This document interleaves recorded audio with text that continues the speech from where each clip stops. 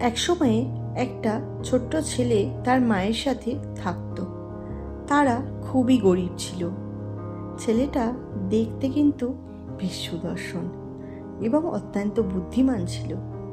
যখন তার বয়স বাড়ল, সে আরও বেশি সুদর্শন এবং বুদ্ধিমান হয়ে উঠতে থাকলো।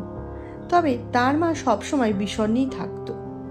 একবার ছেলেটা তার মাকে জিজ্ঞাসা করলো, মা, তুমি সবসময় বিষণ্ণ থাকো কেন?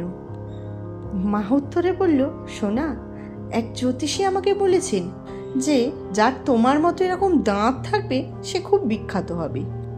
তখন ছেলে জিজ্ঞাসা করলো, তোমার কি পছন্দ হবে না যদি আমি বিখ্যাত হই? তখন মাটি বলল, কোন মা চায় না তার ছেলে বিখ্যাত হোক? আমি সবসময় দুঃখিত থাকি, কারণ এই চিন্তা হয় যে তুমি যখন বিখ্যাত হয়ে যাবে তুমি আমাকে ভুলে যাবে, আমাকে ছেড়ে অনেক দূরে চলে যাবে। এটা শোনার পর ছেলেটা কাঁদতে শুরু করলো। সে মায়ের সামনে কিছুক্ষণ দাঁড়িয়ে রইল। তারপর সে বাড়ি থেকে বেরিয়ে গেল।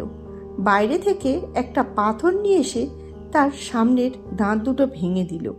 তার মুখ থেকে রক্ত বেরোতে শুরু করলো। মা তখন ঘরের ভেতর থেকে বেরিয়ে এলো এবং এই কাণ্ড দেখে খুব অবাক হয়ে গেল। মা জিজ্ঞাসা করলো, খোকা, এটা তুমি কি করলে?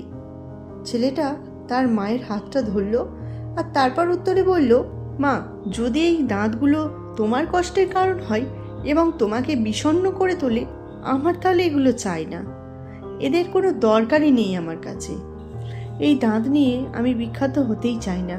আমি তোমার সেবা করে এবং তোমার আশীর্বাদের দ্বারা বিখ্যাত হতে চাই।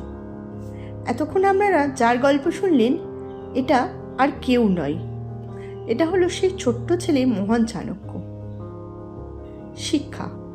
বাবা মা এবং গুরুজনদের আশীর্বাদ জীবনে খুব গুরুত্বপূর্ণ। বাবা মা কোনো স্বার্থ ছাড়াই আমাদেরকে ভালোবাসে। আমাদেরও উচিত ওদের ভালোবাসা এবং সম্মান দেয়া।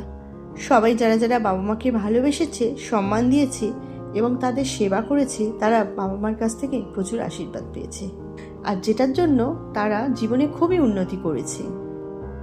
তাই সময় থাকতে বাবা মাকে ভালোবাসুন, বাবা মাকে সম্মান করুন। বাবা মার প্রতি আপনার সম্মান ও শ্রদ্ধা আপনাকে আরও সাফল্যের দিকে এগিয়ে দেবে।